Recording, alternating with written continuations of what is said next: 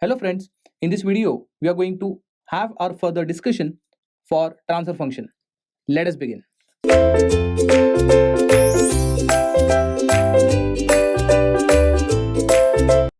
Now we are going to understand the second property of transfer function.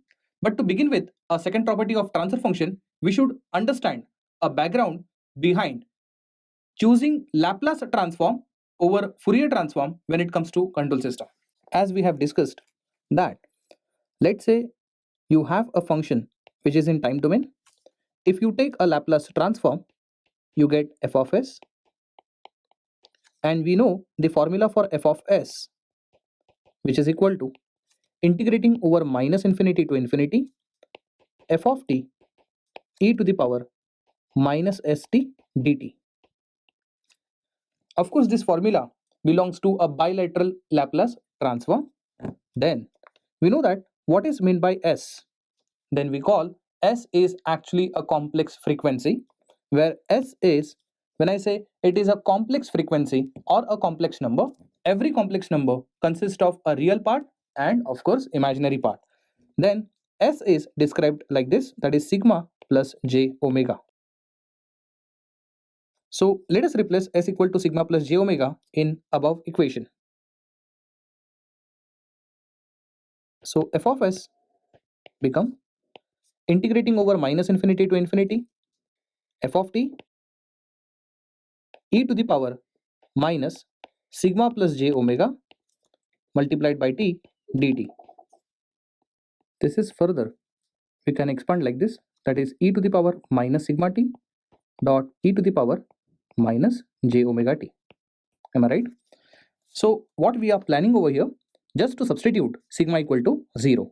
So let us substitute sigma equal to 0. That is, I'm just making real part of a complex frequency equal to 0. Let's see what really happens after this. After doing so, we can write it further, integrating over minus infinity to infinity f of t e to the power minus j omega t dt. So what I have done, just I have substituted sigma equal to 0. And surprisingly, you will see that this is nothing but a formula for having a Fourier transform for f of t. And after solving this integration, you will always get a function of omega. So I can write this as f of omega.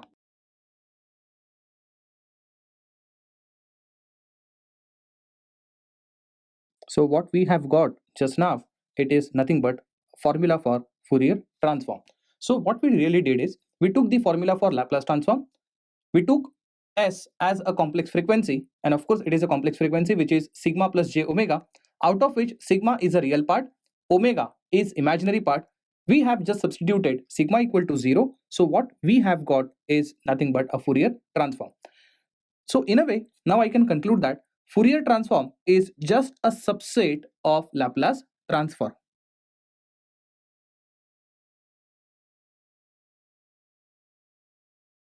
Definitely, when I'm saying Fourier transform is a subset of Laplace transform, definitely Laplace transform will have something that Fourier transform does not support. Let us understand what are the limitations of Fourier transform, and that's why, what's the reason why Fourier transform is not preferred for control system analysis. Let us see. Again, I'm getting back to the variable, that is s, that is complex variable. It is also called as a complex frequency, which is equal to sigma plus j omega. When I'm saying that s is a complex frequency, it means sigma is a real frequency and this omega is what we call as an imaginary frequency. Let us understand the role of real frequency and imaginary frequency. So role of real frequency is to tell you what is the time behavior of the system. When I'm saying a time behavior of the system, it means it consists of two behavior, that is transient behavior along with a steady state behavior. So real frequency tells you the time behavior of system, which consists of transient along with steady state. Whereas imaginary frequency just tell you what is the frequency behavior of the system.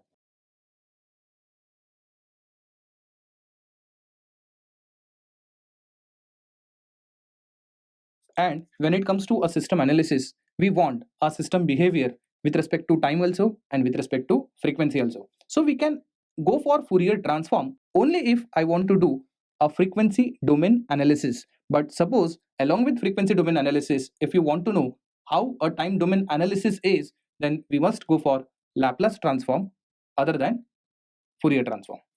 I'm sure you understood what was the motivation to choose a Laplace transform over Fourier transform. Now, once you have understood this, so now we are going to discuss further, and now I'll reveal what is the second property for Laplace transform or a second property for transfer function. You must have studied like this, that the transfer function gives you poles. So whenever I'm saying a transfer function, it will have some numerator polynomial of s and denominator polynomial of s. Whenever you equate denominator polynomial of s equal to 0, you get some roots. Those roots are called as poles, and these poles gives you stability of the system, or this informs you regarding stability of the system. It tells you whether the system is stable, it tells you whether the system is unstable or it is marginally stable. And I'm sure you must be aware, you must have heard like this, that when poles are on left half of S plane, then the system is stable. If the poles are on right half of the S plane, system is unstable. Or if they are on j omega axis, it is said that the system is marginally stable. We have heard this, but most of the time student doesn't know how technically we can prove this. Is there any approach to understand what happens when pole goes to the left half of S plane? What happens when pole goes to the right? What happens when pole goes on j omega axis? We have to understand this. And now I'm here just to tell you that a second property of transfer function, how it informs you regarding the stability.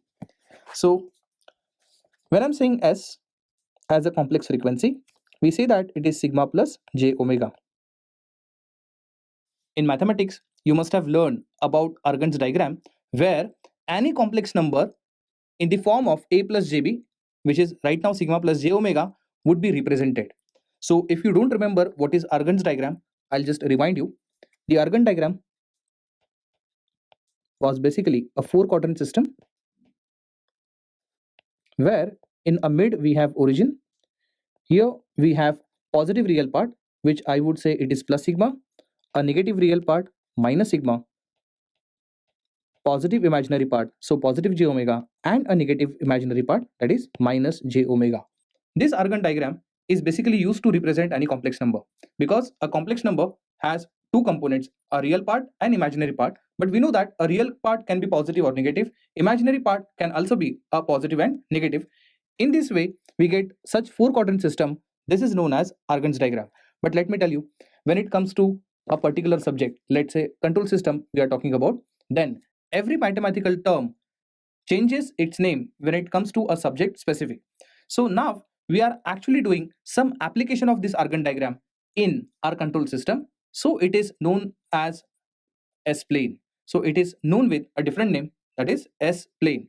So this Argand diagram in control system known as S-plane. So whenever we are getting poles, that is whenever we equate denominator polynomial of transfer function equal to 0, then after solving it, that is after getting roots of it, when we plot in this S-plane, they may be real, they may be positive real, negative real, they may be positive imaginary, negative imaginary, or it might happen that there are some complex poles also, right? So we can actually plot them in S-plane, and looking at their location, we will see whether system is stable, unstable, or marginally stable. So what we are going to see a second property of transfer function, how it tells you about a stability. So what we will do is, we will take different transfer functions with different pole location, and we will see what happens. Let us start with the first. Let our transfer function g of s is equal to 1 upon s plus 2. As you can see, this g of s has a numerator as s plus 2, that is a polynomial of s. When you equate it to 0, you get pole. So you get pole at minus 2. So when I'm saying pole location, it is equal to minus 2. This has come by equating denominator to 0. Let us try to plot it in our S-plane.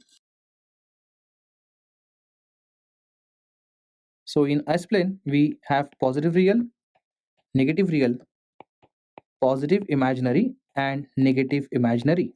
So where minus 2 will come? Of course, minus 2 will be lying on negative real axis. Please remember, whenever we represent a pole, we represent it with cross mark.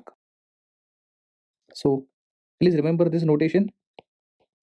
Poles are indicated by cross mark and zeros are indicated with 0. So by observation, I can write that pole is lying on left half of S-plane. So when I'm saying left half, it means I'll take j omega axis as a reference. Then this part, which is situated on the left of j omega axis, known as left half.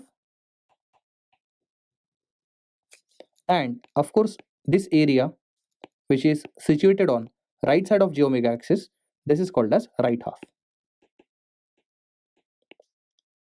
So there has to be absolutely no confusion when I'm saying left half of S-plane and right half of S-plane. As you can see, and by observation, that pole is lying on left half of S-plane. So nature of pole. So I'll write a nature of pole. It is negative, it is real, and lying on left half of S-plane. So when it is negative and real, it is a common sense that it will lie on left half of S-plane. Now what I'm actually doing, I'm planning to take g of t. Now what is g of t? G of t is nothing but inverse Laplace of g of s. So we know that g of s is our transfer function. So by Laplace inverse, I'll get g of t. We know that when I'm saying g of s is nothing but a transfer function, g of t is called as an impulse response, right? So g of t is equal to 1 upon s plus 2 gives you e to the power minus 2t. So we know that we go for a unilateral Laplace transform, that is we take integration from 0 to infinity only. So whatever Laplace transfer function we have, it is always present at right hand side, that is after t greater than 0, and therefore whatever time domain signals we have, we generally multiply with u of t and we make sure that it is present only on right hand side. So let us try to plot this. So I'll start with t equal to 0. E to the power 0 will be 1. And after that, since it is negative exponential, it will go like this. And whenever t tends to infinity, then only it will touch to 0, because we know that e to the power minus infinity will be 0. So in a way, looking at the graph, we can conclude that it is bounded in nature. So it is bounded in nature. And whenever it is bounded in nature, that is impulse response is bounded in nature, we believe that it is a stable system. Therefore, we declare that it is a stable system. So one thing is now I'm convinced with, that when pole is present on left hand side, system is said to be stable, because whatever impulse response that I plot on time domain, then I'm getting a response with a bounded in nature. So I'm getting response which is bounded in nature.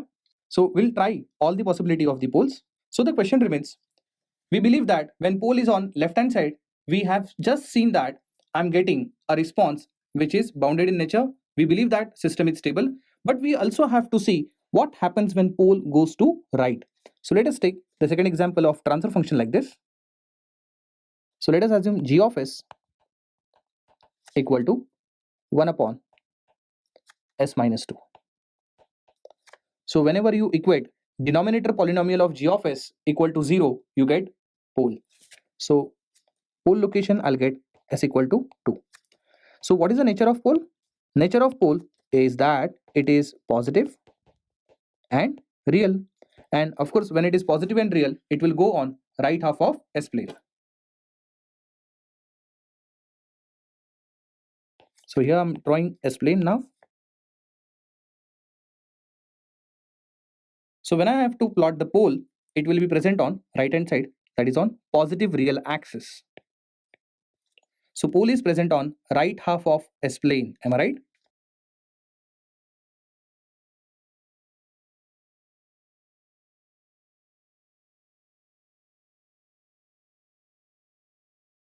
So whether system is stable or unstable, we will come to know only after plotting a graph of g of t with respect to time. So how do we get g of t? Of course, by having inverse Laplace of g of s, that is nothing but an impulse response. So by Laplace inverse, I would say Laplace inverse of g of s is g of t, and 1 upon s minus 2 will have inverse Laplace as e to the power 2t dot u of t. So let us try to plot g of t. So this is g of t with respect to time. This is 0. So when I'm plotting e to the power 2t at t equal to 0, it will become e to the power 0, which is 1. So it will definitely start with 1. But since it is a positive exponential curve, it will grow like this. And we know that when t tends to infinity, it will become e to the power infinity, which is infinity. Am I right? So looking at the response, we believe that this is unbounded response. Since g of t is unbounded response, system is said to be unstable. So what we see is that whenever the pole goes to right half of the S-plane, then the system is unstable. Am I right? So let us see what happens. So let us see what happens when pole come on j omega axis. So we'll take third example of g of s, that is 1 upon s square plus 4. Again, by equating denominator polynomial to 0, I'll get poles. So whenever you do so, s square plus 4 equal to 0. So s square equal to what? Minus 4. Square root on both the sides, you will get plus minus 2j. We know that root of negative number introduces j. One more thing you should notice, whenever pole comes out to be complex, it is never alone. It is always complex conjugate in nature. So you will never ever get a pole that is a single pole on j omega axis. In case whenever a pole is complex, you will always get poles as complex conjugate. So here we have two poles, one pole present at 2j, the other pole present at minus 2j. And what is this? This is of course S plane. What we have here, positive sigma, negative sigma, positive j omega axis and negative j omega axis. So what is the nature of? So poles are purely imaginary.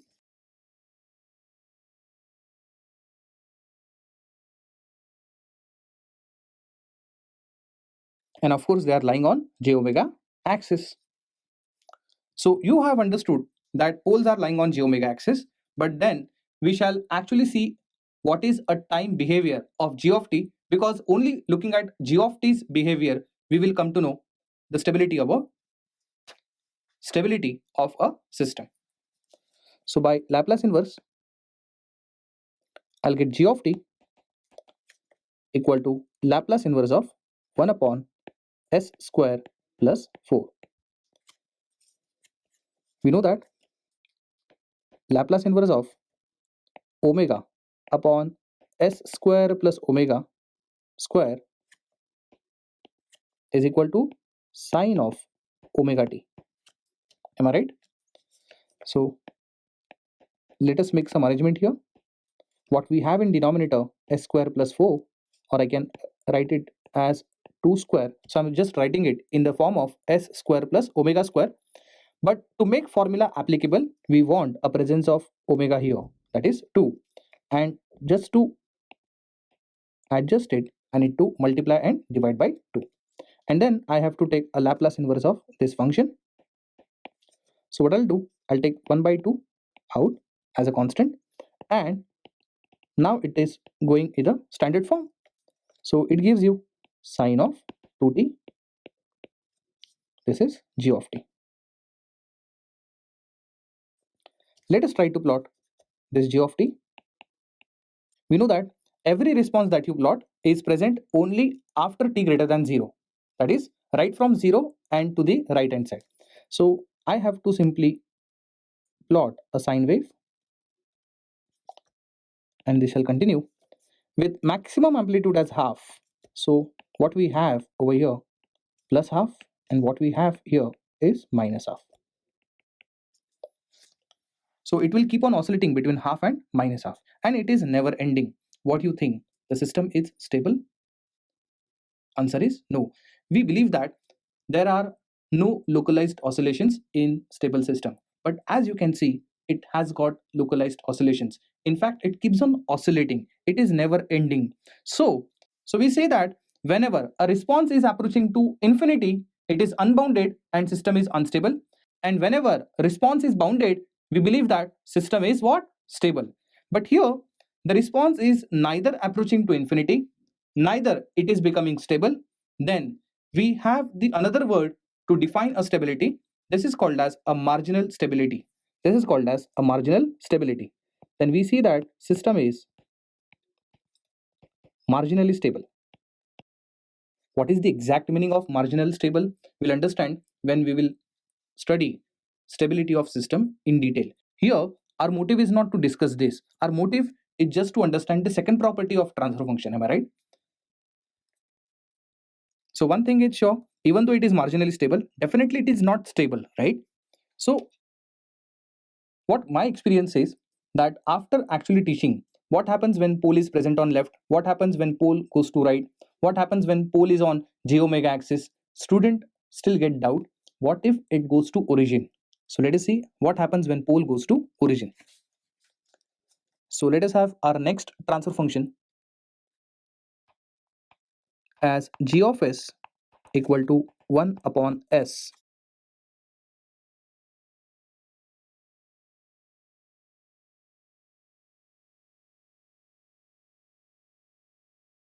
So the pole location is s equal to 0, that is nothing but origin. So we have like this. So I cannot comment on the stability of the system until and unless I see a graph for g of t. So again, taking inverse Laplace on both the sides, for g of s I get g of t, and we know that Laplace inverse of 1 upon s is simply u of t,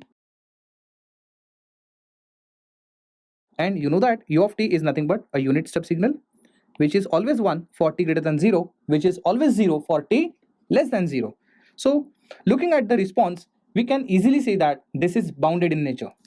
So response is bounded in nature, and whenever the impulse response is bounded in nature, we always conclude that the system is stable. I hope you understood this. What happens when pole is at origin? So even though pole is present on left hand side, it is stable. If pole goes to right hand side, it is unstable. If pole's on j omega axis, it gives you continuous oscillations. We say that it is neither stable nor unstable, but yes, it is marginally stable, but more importantly that it is not stable, right? So we have also seen what if the pole has gone to origin, that is neither left nor right, or not properly on even j omega axis. Am I right? So again, students start getting conclusion that whenever poles are present at origin, then system is stable. So we will take a small twist in this, that I'll take two poles at origin, and this term is called as repeated poles. So let us take a new transfer function, g of s equal to 1 upon s square. So in denominator, if I'm having s square, it means there are two poles present at origin.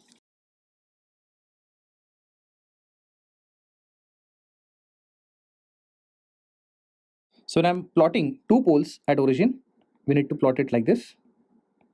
So you can show two poles like this. So repeated poles we show like this. Again, I cannot comment on the stability until and unless I have g of t. That is nothing but an impulse response. I mean, you know that impulse response is nothing but inverse Laplace of transfer function. So transfer function is g of s, inverse Laplace is g of t, and we know that 1 upon s square is nothing but a ramp signal. We have already studied like this. If you have unit step signal, its Laplace is 1 by s. For ramp, we have 1 upon s square, and for parabolic we have seen the Laplace is 1 upon s cube. Please don't forget that. We'll come to these standard test inputs also in detail in the another chapter. Right now, I recommend you to only remember this. So right now we have only ramp signal, and we know that ramp signal is designated as r of t, or it is written like this, t dot u of t. And when I plot this t dot u of t, it is nothing but the straight line passing through origin. So this is t, this is your g of t.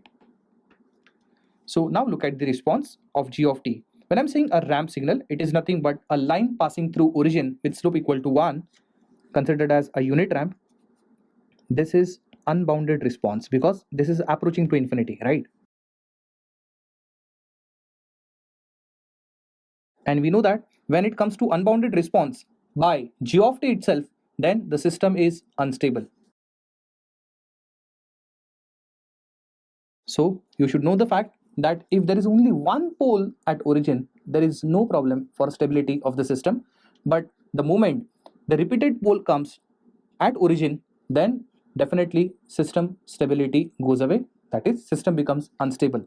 So what if there are three poles at origin? Then the transfer function will become 1 upon s cube. And for 1 upon s cube, we have a parabola. Am I right? And again, a parabolic curve, when you draw, it is also unbounded in nature. In fact, you should come to the conclusion that if there is only one pole at origin, there is no problem for stability. But the moment poles start repeating at origin, then the system becomes unstable.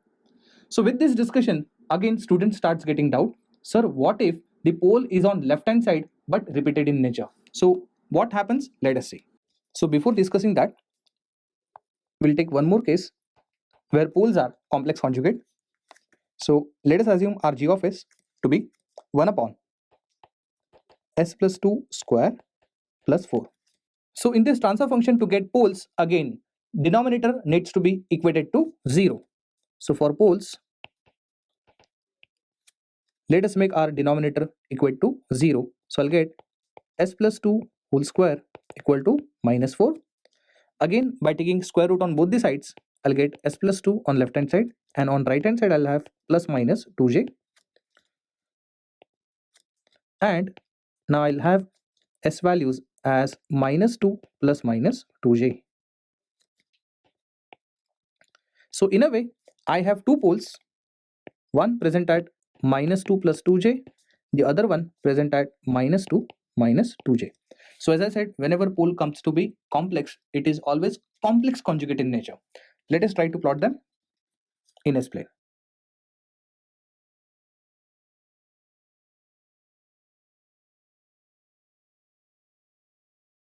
So real part is constant, that is minus 2.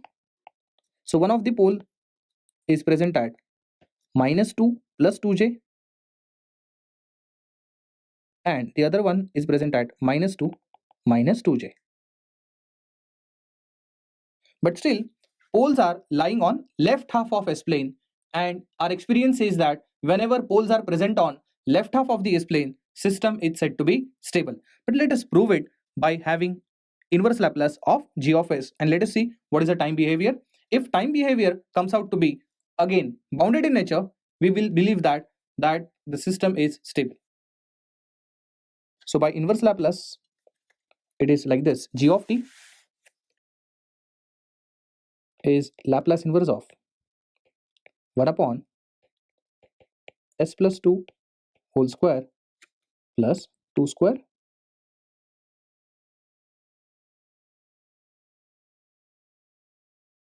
So here we have to use a frequency shift property. So because of s plus 2, it will become e to the power minus 2t, and we have Laplace inverse of 1 upon s square plus 2 square. Am I right? So what I've done, I have applied Laplace inverse for frequency shift. We know that we write e to the power minus 2t for 1 upon s plus 2, and thereafter I have removed that effect, and then it is s square plus 2 square in the denominator, and we have already solved this in the previous problem. So we know inverse Laplace for this is e to the power minus 2t times half sine of 2t. Is that right? And we know that when all g of t signals that you're supposed to get after having inverse Laplace will be right-handed signal, then of course you can multiply with u of t. So even though you don't multiply with u of t, you have to always plot them on right-hand side. In signals and system, such responses are known as causal signals. So let us try to plot it. We know how to plot this. That is half sine of 2t. We know that it looks like this. Maximum amplitude half, minimum amplitude minus half. This is getting multiplied with this negative exponential, which is e to the power minus 2t. Am I right? And these two responses you are trying to multiply. So when you try to multiply this, you'll get such a response, which I'm trying to plot now.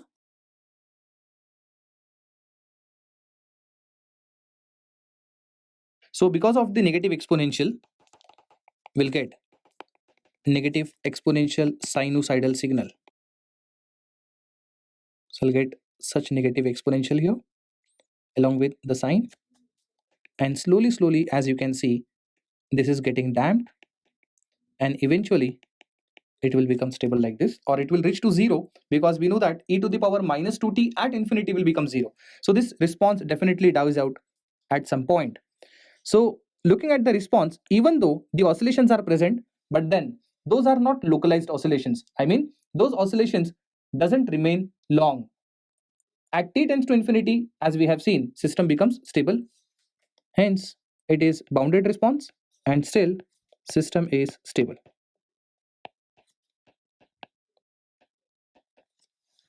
Is that right? So now in next example, we'll take care of the repeated poles. So let us go for our next example.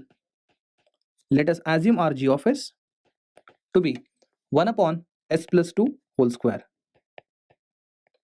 So whenever you equate denominator to 0, then I'll get two poles. One is present at minus 2, even other is present at minus 2. This is what we call as repeated poles, that is poles on same location.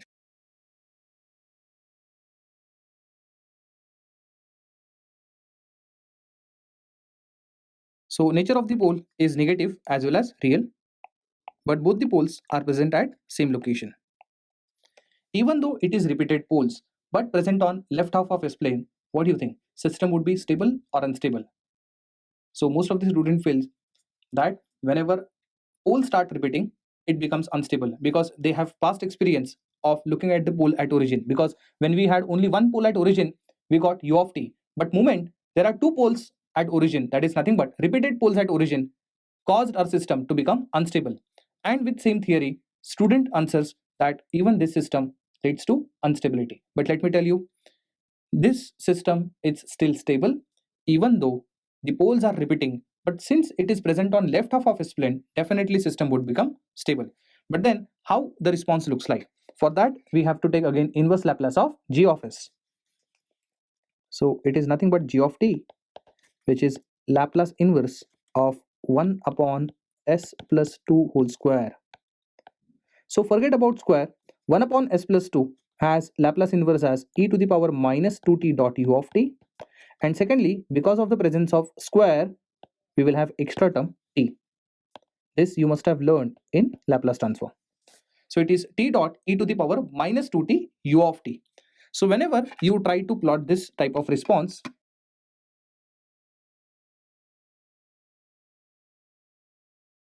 so there are two responses which we are trying to multiply. So this is nothing but a line passing through origin, which is nothing but t. And we have one more response, which is negative exponential response, which is e to the power minus 2t. And these two responses we are trying to multiply. So after having a product of this two, you'll get such type of response. Finally, I'm plotting g of t with respect to time. So as you can see, at t equal to 0, I'll get definitely 0. Am I right? And then because the line is growing, I'll get initial growth. But since this exponential response is dying rapidly, then this will also fall down. And you know that when you are taking product at t tends to infinity, try to understand, it will become e to the power minus infinity, which is 0. Please understand, whenever you are taking a product and out of which if one element goes to 0, then definitely product goes to 0.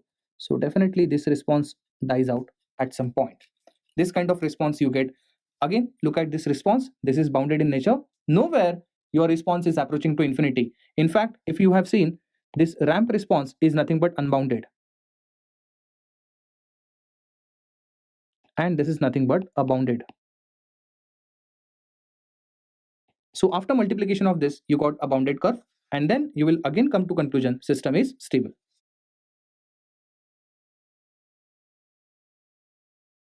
So this is very, very important conclusion. Even though poles are repeating, still system is said to be stable, provided they are present on left half of S-plane.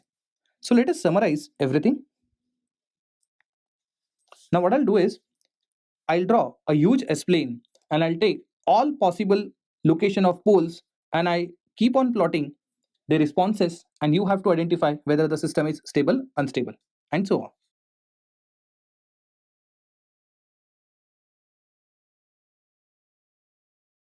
So what I'll do is, I'll take pole on left hand side. You know that if pole is present on left hand side, that is left half of S-plane, and that too negative, real, and non-repeated, because this is not repeated pole. As you can see, on one location there is only one pole. So exactly what is the value of pole is not important. What is important is the location of pole. The location of pole is on negative real axis and it is non-repeated in nature. Then we have already seen we got this kind of curve. So we got our g of t like this. Am I right? So we have also seen when there are repeated poles on negative real axis, still system is stable. That is nothing but the last example that we have seen. So we have seen for repeated poles but still present on negative real axis, we got this kind of response.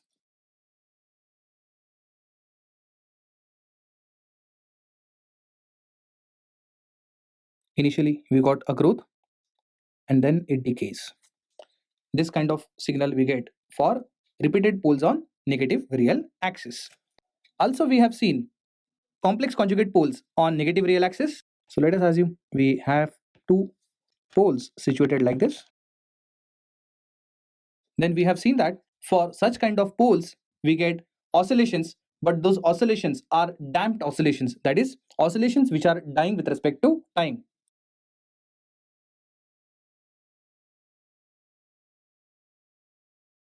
Am I right? Also we have seen what happens when pole is present at origin. So we have seen what happens when pole is present at origin, and when pole is present at origin, for this we get unit step signal. Am I right? And this is bounded in nature. But we know that once poles start repeating at origin, then system becomes unstable. So I'm showing repeated pole with another color so that you can just confirm. So we got unbounded nature response and it is unstable, of course. What happens when pole is positive as well as real? Then we know that it is unstable because we get this kind of response. So what you can actually do, you can refer this with this response which I'm drawing right now. This kind of response you get. So this is unstable system, and we know that whenever pole goes to right half of S-plane, system is unstable. So even students are sometimes interested to know what happens when we have repeated poles on right hand side. Again, we know that system will be unstable only, but just to see the graph we can show you like this. As you must have seen over here, it rapidly goes down, but here it rapidly goes up, and then it approaches to infinity, and again system is what? Unstable only because it is unbounded in nature. So now we will see what happens when we have complex conjugate poles on right half.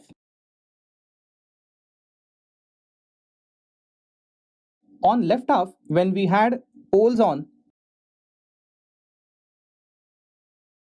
complex conjugate position on left half, we got oscillations, but oscillations which are dying out. Here what happens?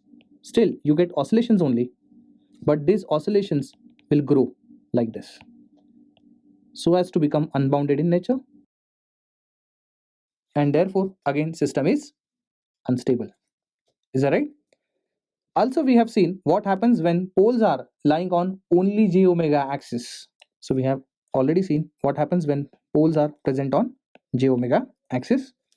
Then we know that we get sustained oscillations. And we know that for this we say that system is marginally stable. So I'm sure now you are clear with this important role of transfer function to tell you about a stability of the system. So depending upon the location of poles, you are expert to identify whether a system is stable, unstable, or marginally stable. Thank you.